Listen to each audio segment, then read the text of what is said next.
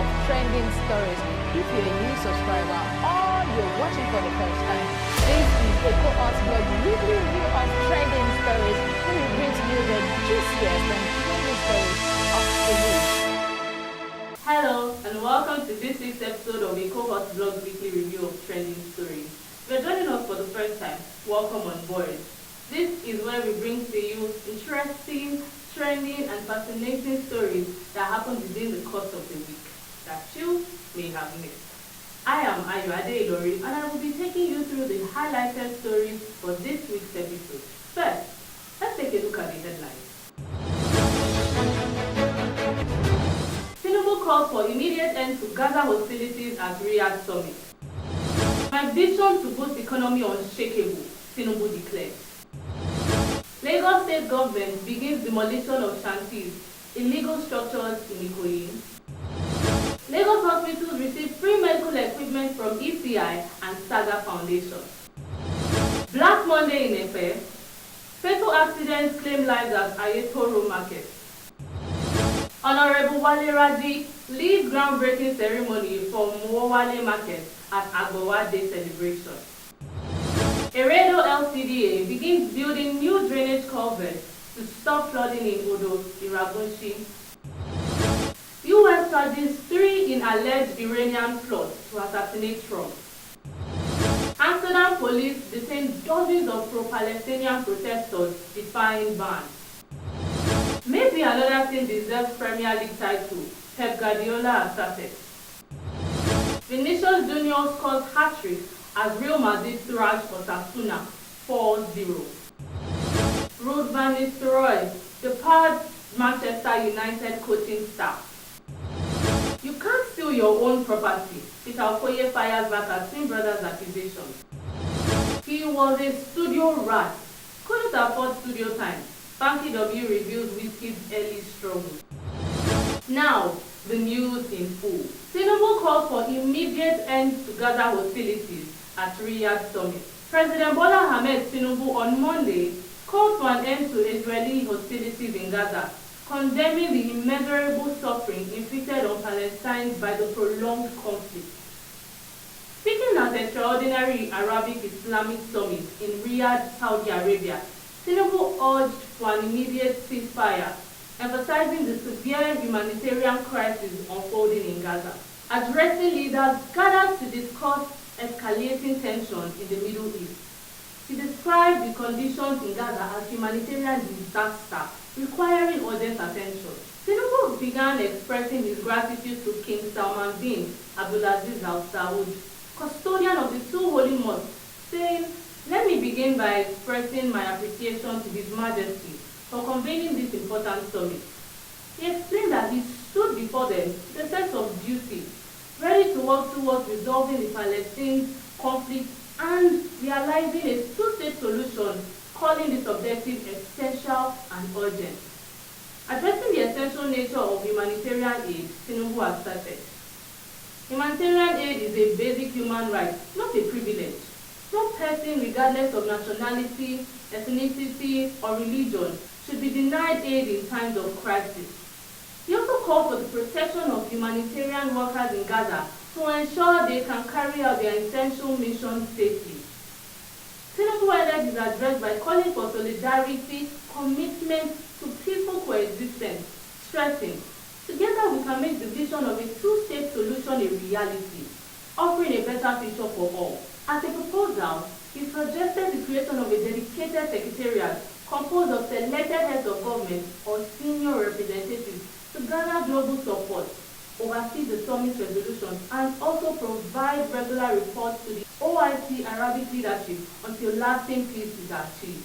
Still on national news, my vision to boost economy unshakable, Tinubu declared.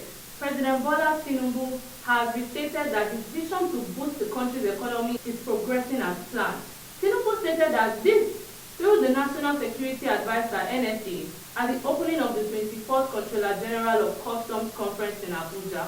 When I assumed office last year, I set out with a clear and unwavering vision: strengthen Nigeria's economic base and foster positive growth and also development for the benefits of all. 18 months later, that vision remains unchangeable. In pursuing this vision, we have built upon existing foundations while introducing necessary reforms to adapt to our evolving economic realities. He explains that the administration's focus has been on strengthening effective policies, refining areas that needed improvement, and introducing new initiatives to address gaps. We recognize that some economic policies, though useful in their time, needed realignment with current global dynamics to better serve our national interests and well-being of our people. Tinubu pointed out that significant economic reforms, such as removing fuel subsidies and unifying the exchange rate system, were essential steps towards creating a more transparent and sustainable economic framework. These, he said, would redirect resources into productive investments that would yield long-term benefits for Nigerians. While these decisions required short-term adjustments, they were necessary for sustainable economic growth and prosperity for all Nigerians, he affirmed. Up next, Lagos news. Lagos government begins demolition of shanties, illegal structures in Ikoyi. The Lagos State government, through the Lagos State Building Control Agency, (VICA), has begun the demolition of shanties and illegal structures around Naipost on Bodilon Road in the Ikoyi area. A statement released on Sunday by VICA's Director of Public Affairs, Adu Ademuyiwa, stated that the demolition is part of the state government's ongoing commitment to urban development, regeneration, and maintaining a safe, orderly environment. Walawan Oki, General Manager of VICA, emphasized that the operation is key to addressing environmental and security challenges proposed by illegal and unauthorized structures in the state. Oki explained that the exercise is vital for improving the urban landscape, ensuring the safety of lives and properties, and enhancing the overall quality of life for residents. He noted that before the demolition of the illegal structures and shanties, all necessary notices, including quit and demolition notices, were properly served to the affected occupants. Oki further stated, despite several warnings and mid thanksgiving for compliance, illegal structures have continued to emerge, causing disruption. We can't sit idly by while these unauthorized structures compromise the safety and orderliness of our city, he added. The VICA boss reiterated that the operation is part of the agency's larger mission to ensure all buildings in Lagos State conform to the approved development plan and comply with the state's building regulations. Oki concluded by assuring that VICA remains committed to promoting sustainable urban development and will continue to take enforcement action in other areas where illegal developments are found. Lagos State hospitals received free medical equipment from ECI and Saga Foundation. Ekohotblog International and the Shola Agbola Goodwill Ambassador Foundation, Saga, have donated 240 truckloads of medical equipment to hospitals across Lagos State on Saturday, November 9, 2024. And it included wheelchairs, stretchers, crutches, beds, bed stands, and more. Ekohotblog International, in collaboration with the Saga Foundation, demonstrated their commitment to supporting the Lagos community by providing hospitals with essential medical supplies in response to the needs of Lagosians. Members of the Ekohotblog International gathered in Lagos State with their president, Honorable Said Olushi, to deliver the medical supplies and formally present them to the hospitals. The ceremonial handover event, which took place on Saturday, was attended by several dignitaries, including Honorable Said Olushi, President of the Ekohotblog International, Ambassador Shola Agbola, President and founder of Saga Foundation, High Chief Saliu Wasiu Alani Arowoye, the Adeli Oba of Isolo, His Royal Majesty Babatunde Akanbi Ogurombi, His Royal Majesty Oba Ganiu Aderibibe Asumo, Alayandelu of Odo, Ayandelu Kingdom. Up next, Epe News. Black Monday in Epe. Fatal accidents claim lives at Ayeto Road Market. Epe was thrown into mourning on Monday morning after two separate accidents at Ayeto Road Market left many dead and several others injured. The first accident involved a Dangote truck carrying cement that lost control while coming down Paramount Hill via Itaopo. The truck crashed into a shopping complex in the market, killing several people instantly. Many others were trapped under the truck. Emergency services quickly arrived to help rescue those trapped. Just few minutes after the Dangote truck accident, a private car coming down from Okeshade lost control and hit pedestrians and tricyclists at Ayetoro Market, killing 2 people instantly. Eyewitness Mr. Sakiru recalled, the car came speeding down the hill and crashed into people and tricycles going on their own. Comrade Moibi Ibrahim, the president of the National Youth Council of Nigeria, NYCN, and Honorable Moruf Olumuyiwa, a youth parliament leader, visited the accident scene to express their sympathy to the families of the victims. This is a sad day for Ekpe. Our hearts are with the victims and their families. This also should be an eye-opener to all traders and residents to stay off the road and follow traffic rules to prevent such accidents, he added. Honorable Moruf Olumuyiwa also shared his concerns. This loss of life is heartbreaking, and we stand with the families in their time of grief. The local government chairman, Honorable Sura Animashaun, has worked hard to stop traders from blocking the road, but many still don't listen. This needs to be addressed to keep everyone safe. The vice chairman of Ekpe local government, Honorable Owolomoshe, along with other council members, also visited the accident site to offer condolences to the families. This is a tragic day for Ekpe. Our thoughts are with the victims of the family, and we will do anything we can to help them, he said. Mrs. Alaja Shabi, the supervisor for the health committee, was at the hospital to ensure the injured victims were treated and attended to. She praised the hospital staff for their quick response. The hospital staff worked hard to care for the injured, and we are grateful for their efforts, she added. The family of victims whose lives were lost have come for their corpse to bury, she said. Mrs. Shabi also confirmed that the local government chairman, Honorable Sura Animashaun, had covered all medical bills for the injured. The local government has made sure that all the medical bills are paid, and 2 files have been opened for both accident scenes to ensure proper care, she added. Still on Ekpe News, Honorable Wale Raji leads groundbreaking ceremony for Mowowale Market at Agbowa Day celebration. Ekohotblog reports that residents of Ikosie LCDA in Lagos State on Saturday gathered to celebrate Agbowa Day with a special event, the groundbreaking of the new Mowowale Market. Honorable Wale Raji, federal representative representing Ekpe constituency, who was the father of the day, led the ceremony, marking a step towards improving business opportunities in the community. Speaking at the event, Honorable Wale Raji said, I don't want Ikosie Day to be just about merriment anymore. From now on, it should be a day to celebrate new achievements. That is why I'm using this opportunity to start the construction of Mowowale Market. The market will be ready in 3 months and will be allocated to market women free of charge. Honorable Raji also listed out projects he has worked on in the area. He mentioned the Agbowa Vocational Center, which will be handed over to the council before the end of the year, and the Agbowa Stadium, which is almost complete. He also spoke about the 520 market shops built at Ikotum with an additional 45 new ones, all given to market women for free. He made mention of other projects, including a new block of classrooms at Lofi Ogumude High School, a 750-seating capacity town hall, and the Ferry Secondary School in Temu. The ceremony was attended by many important figures, including the Agbowa of Agbowa, His Royal Majesty Oba Olabi Said, the Elediri of Ejirin Kingdom, the chairman of Ikosie Ejirin LCDA, Otumba Wale Raji Akogun, the Iyaloja, and other community leaders. They all praised Honorable Wale Raji for his good work to the development of the area and Ekpe constituency at large. The Agbowa of Agbowa said, Wale Raji has shown that he is truly committed to our community. The new Mowowale Market will really help our market women and bring more business to Agbowa.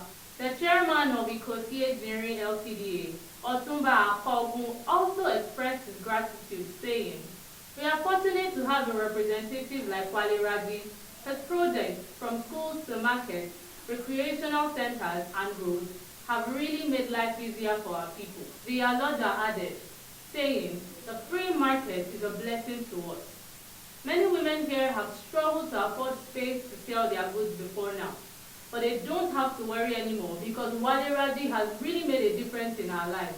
Finally, on FM News, Eredo LCDA begins building new drainage culverts to stop flooding in Odo, Iragunshi. Ekohotblog reports that the Eredo Local Council Development Area (LCDA), under the leadership of the Executive Chairman, Honorable Ismail Monsuru Akinloye, has started work on a new concrete drainage culvert along Ituodo Street in Odo, Iragunshi. The drainage, measuring 1 meter by 1 meter, is to help flooding in the area during heavy rain, allowing water to flow away more easily. The team has started digging, laying a foundation, and setting up reinforcement here to support the structure. We know how much flooding has affected this community, said Honorable Akinloye. The new drainage system will help keep our streets safe and accessible, even in the rainy season. The project also complements the Lagos State government's larger drainage system that was built along Otedola Avenue. Also in Odo, Iragunshi, as both projects work together to control flooding in the area. Residents are grateful for the improvement. Flooding here has been a serious problem. I'm glad to see this drainage work happening, said Mr. Banjo, a local shop owner. Onto the foreign scene. U.S. charges 3 in alleged Iranian plot to assassinate Trump. U.S. prosecutors on Friday announced charges in an alleged Iranian plot to assassinate President Donald Trump.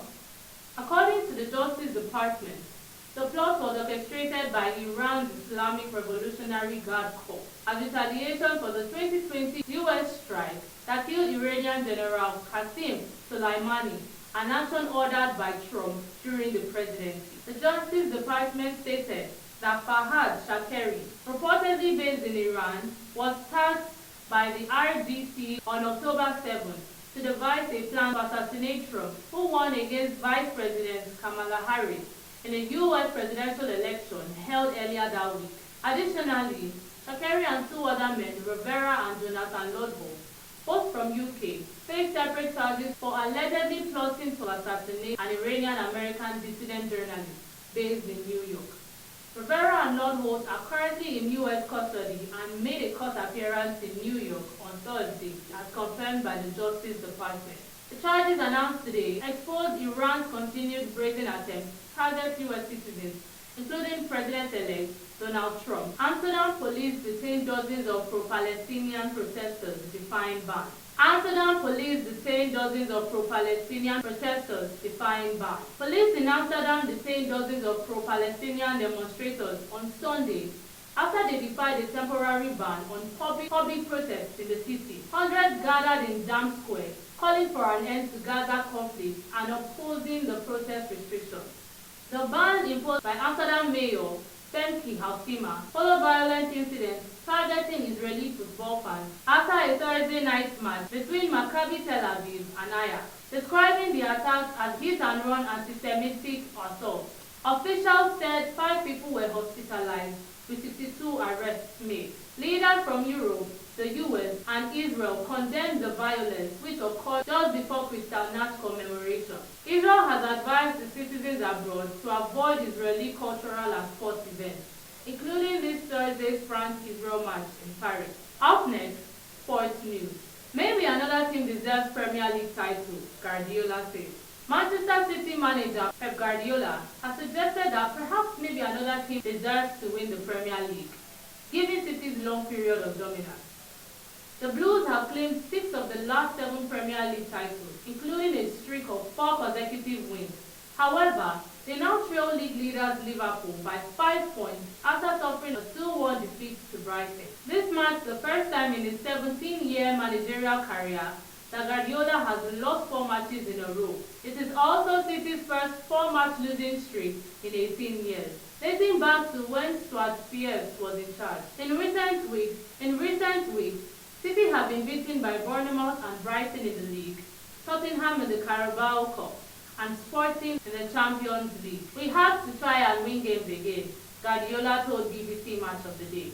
We have to change things quick. The schedule becomes tough, but it is going to happen when the players come back. He added that maybe after 7 years winning 6 Premier Leagues, maybe 1 year another team deserves it. Manchester City's injury crisis begins with Ruben Diaz, John Stones, Jeremy Doku, and Jack Grealish, despite his England colours, all sidelined in admission to long-term absentees Rodri and Oscar Bob. But centre-back Nathan Ake and Manuel Akonji only sits for the bench. Guardiola was forced to give 19-year-old Dalmatian Timpote his first Premier League start in defence. Still on sports news, Vinicius Jr. scores hat-trick as the Real Madrid thrashed Osasuna 4-0. Vinicius Jr. netted a stunning hat-trick as Real Madrid defeated Osasuna 4-0 to get back to winning ways following a poor run of results in their previous game. The impressive result was marred by Odamitao's injury. The Brazilian defender suffered an anterior cruciate ligament tear in his right knee after a collision during a corner, leaving him in visible pain before being stretched off. His replacement, 21-year-old Raul Asensio, made his Real Madrid debut in the challenging circumstances. Real Madrid later confirmed that Militao would be undergoing surgery soon. This adds to their existing injuries, including right-back Dani Carvajal and centre-back David Alaba, both sidelined with knee issues. Finally on sports, Ruud van Nistelrooy has departed Manchester United after not being offered a position in the new manager Ruben Amorim's coaching team. The 48-year-old Dutchman stepped in as an interim manager at Old Trafford following Erik ten Hag's dismissal. Van Nistelrooy, who joined United as an assistant coach in July on a 2-year contract, led the team to 3 wins and 1 draw in his 4 matches in charge. Despite his successful stint, Amorim has opted not to keep former Netherlands striker Van Nistelrooy, who spent 5 seasons as a United player. Ruud is and always will be a Manchester United, the club said in a statement which confirmed Van Nistelrooy's exit. We are grateful for his contribution and the way in which he approached his role throughout his time with the club. He will always be very welcome at Old Trafford. You can't steal your own property. Peter Okoye fires back at twin brothers' accusations. Popular singer Peter Okoye, known as Mr. P, has responded to accusations from his twin brother and former bandmate Paul Okoye, alleging he stole a song. Recently, Rude Boy claimed that he had written and recorded a song titled Winning, intended for release with his upcoming album. However, he was surprised to discover that Mr. P had already released the track with their former producer, Vampire. Reacting on Instagram, Mr. P denied the accusation, stating that one cannot steal what already belongs to them. He explained that the song was a collaboration between himself and Calypso 60, both in writing and composition. He added, "A person cannot steal his own property. Winning was written and composed by Calypso 60 Music and myself. Produced by I Am Vampire Official, with co-production by Goldwork. They all deserve their credit." Mr. P also urged his brothers to stop the negativity and let him focus on his music. "As I said in my open letter 3 months ago, let me do my music in peace. Now that I have a new single out, please let me enjoy it. Enough of the negativity," he wrote. He encouraged fans to continue streaming Winning, now available on all platforms, and not to be swayed by the controversy, signing off with a "Love You All" piece. Finally, on entertainment news, he was a studio rat, couldn't afford studio time. Banky W reveals Wizkid's early struggle. Nigerian music executive Olubankole Wellington, popularly known as Banky W, recently shared insights into the early struggles of Afrobeat star Ayoba Logo, also known as Wizkid, before his rise to fame. In a video circulating online, Banky W, who played a crucial role in launching Wizkid's career through his label Empire Mates Entertainment EME, recounted how this Ojo Elegba hitmaker spent countless hours in various studios because he couldn't afford studio time. Describing Wizkid as a studio rat, Banky W highlighted the artist's dedication and talent. Wizkid for a long time couldn't afford studio sessions, he said. He'd go to any studio where they would let him hang out, spending entire days there, hoping producers or engineers would take pity on him and give him 15 or 30 minutes to record. Banky W said that Wizkid would use any spare moments to develop hooks and melodies in anticipation for the chance to record. This experience shaped him into one of the fastest songwriters I've ever met. He would just listen, start freestyling, and create melodies that could turn into world hits. That's where the name Wiz originated, he added. And that is a wrap on this week's episode of Ekohotblog's weekly review of trending stories. Do not forget to subscribe and turn on the notification bell to always get notified. Which of the news is most astonishing to you? Tell us in the comment section below. I am Ayoade Ilori Pelumi. Till next time, stay safe and healthy.